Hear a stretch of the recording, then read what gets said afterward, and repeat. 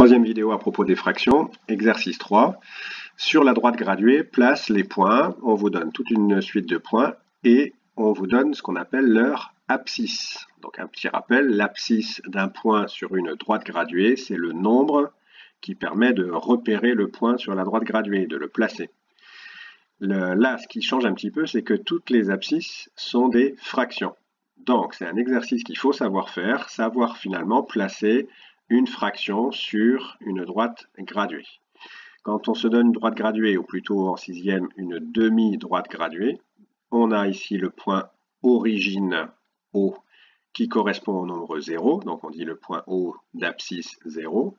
Puis on choisit donc une unité de longueur, ici. Alors cette unité de longueur, elle vaut combien? C'est la distance entre le point O et le point unité I, donc abscisse 1. On compte les carreaux, il y en a 20. 20 petits carreaux, ça correspond à 10 cm. Alors attention, parce que 2 petits carreaux, c'est 1 cm. Si 2 petits carreaux, ça fait 1 cm, 20 petits carreaux, ça fait bien 10 cm. Donc l'unité de longueur, c'est 10 cm ou encore 20 petits carreaux. Donc 20 petits carreaux plus loin ou 10 cm plus loin, graduation, hop, nombre entier suivant, 2. Une fois qu'on a repéré ça, maintenant on va placer les points. On commence par le point A d'abscisse 1,5. Et juste après, on va s'occuper du point E d'abscisse 3,5. Comme ça, on va faire les deux fractions qui ont pour dénominateur 2. Quand le dénominateur vaut 2, donc on dit demi. Demi, ça fait penser à la moitié. La moitié de quoi ici? 1,5, c'est la moitié.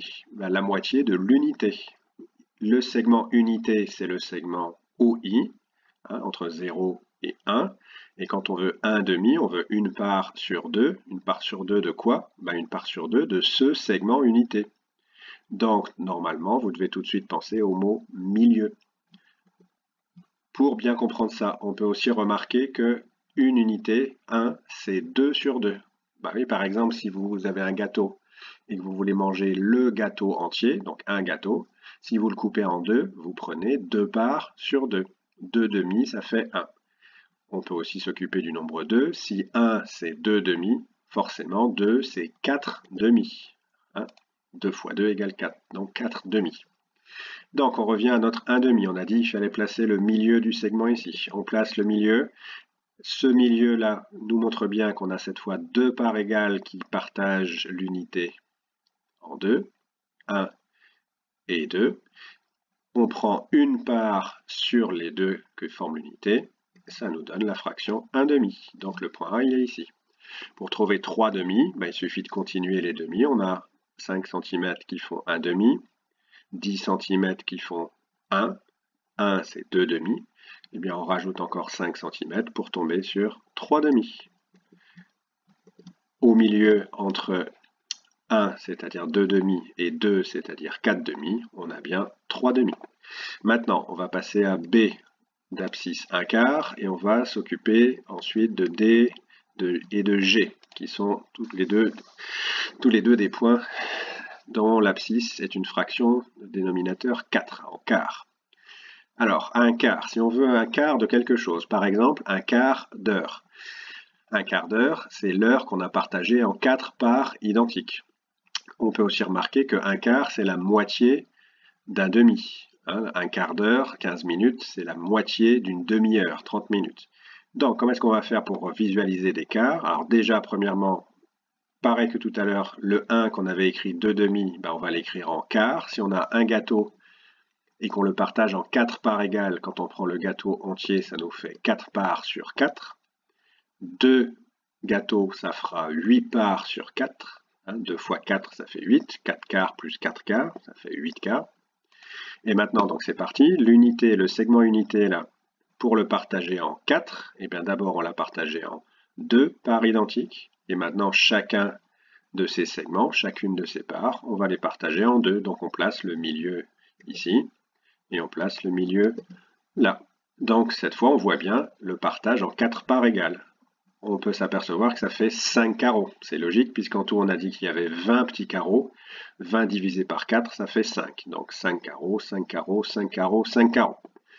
Où est un quart? Un quart, c'est une part sur 4. Les 4 parts, c'est le segment unité.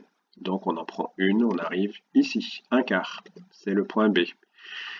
1/2 ici, ça correspond à 2/4. 1/4 plus 1/4, ça fait 1/2.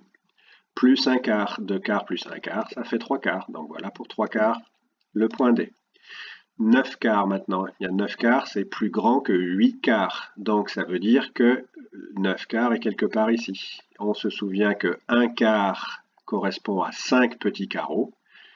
Et bien qu'est-ce que c'est que 9/4? C'est 8/4 plus 1/4. Donc on va rajouter 5 carreaux ici. Donc ça nous donne 9/4 pour le point G.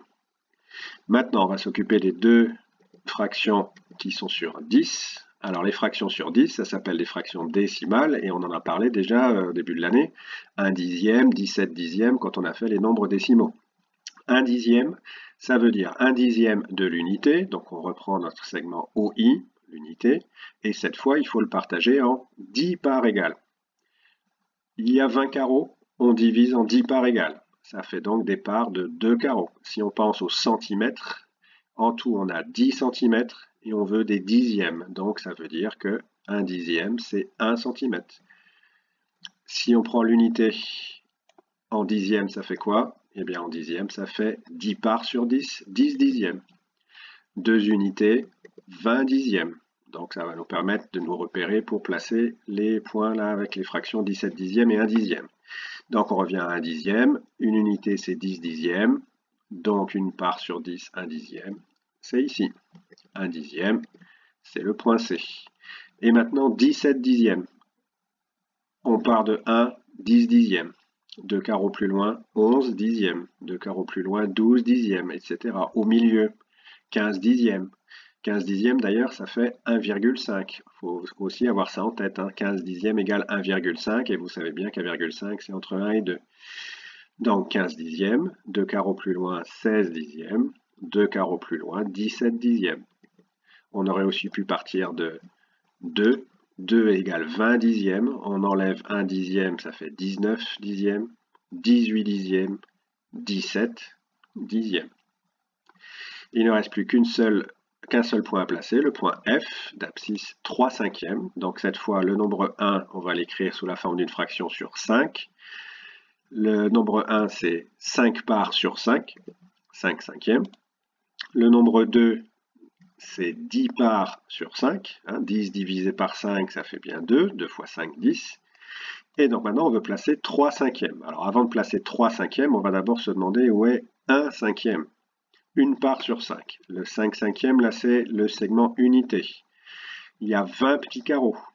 Et on veut faire 5 parts égales. Donc, on prend les 20 carreaux et on les divise par 5. 20 divisé par 5, ça fait 4. Donc, pour avoir 5 parts égales, il faut mettre une graduation tous les 4 carreaux. Ici, c'est la fraction 1 sur 5. 4 carreaux plus loin, 2 sur 5. 4 carreaux plus loin, 3 sur 5. Donc voilà le point F. Alors évidemment, on aurait pu aussi placer ces fractions en se ramenant à des écritures décimales. Il y a quelques fractions là-dedans que vous connaissez sous forme décimale. Par exemple, les deux fractions sur 10. 1 dixième, c'est la même chose que 0,1.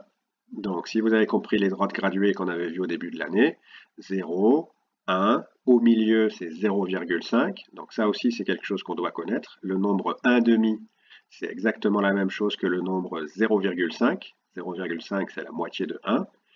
Et donc une fois qu'on a compris ça, et bien ici les points qu'on place tous les centimètres, ça donne 0,1, 0,2, 0,3, 0,4, etc.